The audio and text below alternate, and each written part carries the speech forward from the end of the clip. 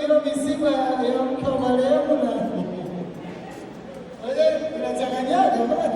Kama juzi ilikuwa msiba yule nani? Msiba mzuri.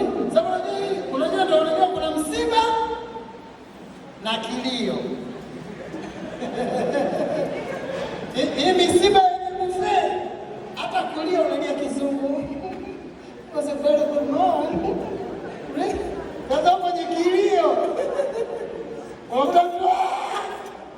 Anakaa chini kabisa yake. Baadaye mpaka uelewe kama anamlilia marehemu au amekosa nyama. Lakini watu wamefanya vizuri sana. Yaani kwambia naendelea kushukuru sana alafu kubwa sana ambao imeonyeshwa na watu wa Kahama bwana. MCI si yupo kweli? MCI hajafika safi. Yaani navona mvua kama hii lakini watu bwana wameamua kusimama na kuhakikisha kwamba wanakuja. Mimi naambia tutarudi tena. Au sio?